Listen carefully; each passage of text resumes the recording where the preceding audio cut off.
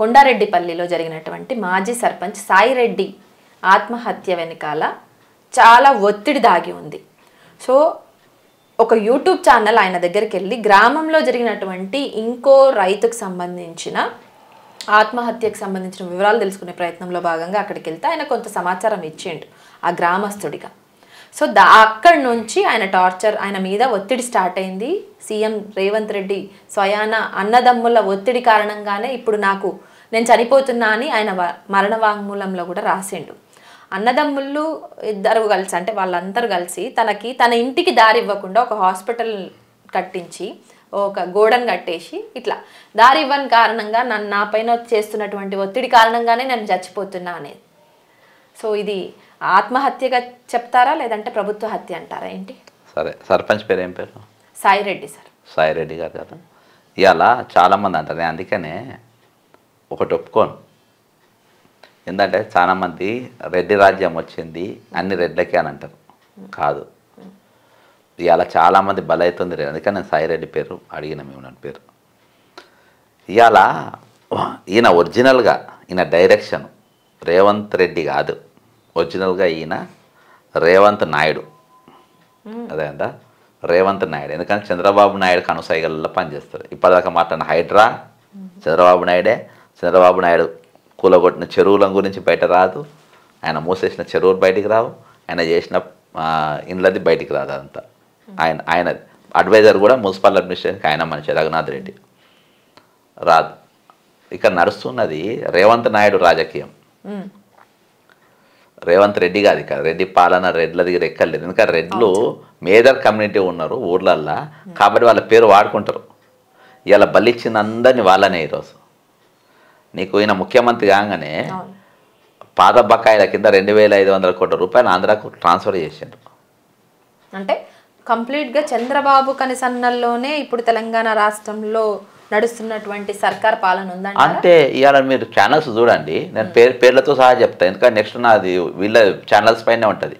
మీరు ఏబిఎన్ చూడండి, సాయిరెడ్డి చచ్చిపోయింది కదా, ఇదే సాయిరెడ్డి జగన్ సీఎం ఉండి ఆంధ్రాలో చచ్చిపోతే గంటలు గంటలు స్టోరీలు పెట్టు.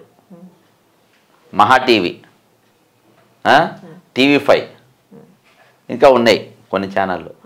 తెలంగాణ ఏ ఇష్యూ జరిగినా మీకు హైడ్రా మీద కానీ దీని మీద కానీ వీళ్ళు స్టోరీలే నడపారు. వీళ్ళు పెద్ద జరుగుతారు.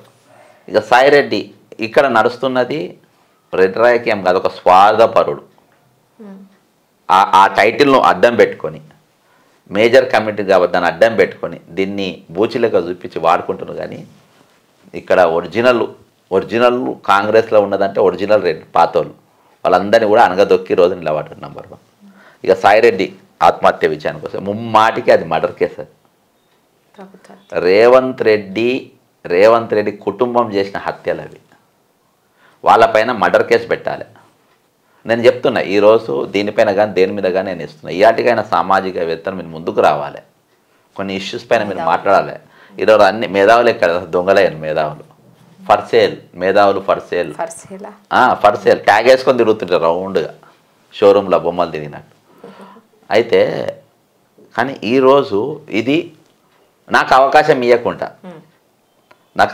ఇవ్వకుండా మీరు డీజీపీకో సిపికో ఎస్పీకో ఎవరికో ఒకరికి లొట్టం పొట్టం సత్యనారాయణ ఐజీ మొన్న బాగా మాట్లాడిన కానీ ఆయన తీసుకపోయిండ్రి. సత్యనారాయణ ఐజీకి నేను ఐజీకి ఇస్తా, నేను ఇవ్వకముందు ఎవరైనా ముందు కలిసిపోయిస్తే నేను వాళ్ళ స్వాగతిస్తా. ఈ అన్నతమ్ములు అందరూ ఎందుకంటే మరణవాంగ్మూలం అది. ఆయన ఉత్తరం రాసిండు కదా ఆయన. ఇంకా దానికి మించిన మరణవాంగ్మూలం కంటే ఏముంటుంది? లైఫ్ ఇంప్రిజన్మెంట్ అంతే. వీళ్ళందరూ అన్నతమ్ములు అందరినీ అరెస్ట్ చేయాలని ఎన్ని పేరు రాసిండ్రో అంతమందిని అరెస్ట్ చేసి జైలుకు పంపాలి. సత్యనారాయణ గారు ఇప్పుడు ఐజీ సత్యనారాయణ గారు పవర్ఫుల్ ఆఫీసర్. ఆయన అర్థమైందా? ఐజీ సత్యనారాయణ గారు చాలా పవర్ఫుల్ ఆఫీసర్, చాలా నీతి నిజాయితీ గల ఆఫీసర్. మీకు లగిచల్ ఒక విచిత్రం ఏం తెలుసా? ఒక దగ్గర ఇన్సిడెంట్ అయితే హెడ్ ఆఫ్ ద ఆ టెరిటోరియల్కు హెడ్ ఎవరు ఉంటారు? HSO, station head officer. ఆయన బాస్. ఆయన ప్రెస్ మీట్లో మాట్లాడాడు. సరే ఆయన తర్వాత ఏసీపీ అంటే డిఎస్పీ మాట్లాడు, ఆయన మాట్లాడు. డిస్టిక్ బాస్ ఎవరు వికారాబాద్కు? ఎస్పీ, ఆయన మాట్లాడు ప్రెస్ ముందు. ఐజీ వచ్చి మాట్లాడతాడు. అర్థమైందా? అంటే ఇక్కడ కుట్రకోణం లగించడం దాటి ఉందానికి ఇది. ఇప్పుడు ఇది కూడా ఆయన కిందికి వస్తుంది కాబట్టి సత్యనారాయణ గారికి సుమోటోగా కేసు తీసుకుంటాడా, లేకుంటే ఎవరన్నా తీసుకుపోయి ఇస్తారా? ఎవరు ఇవ్వకుంటే మనమే పోయి నేనే కంప్లైంట్ రాసి సత్యనారాయణ గారికి నేను ఇస్తా.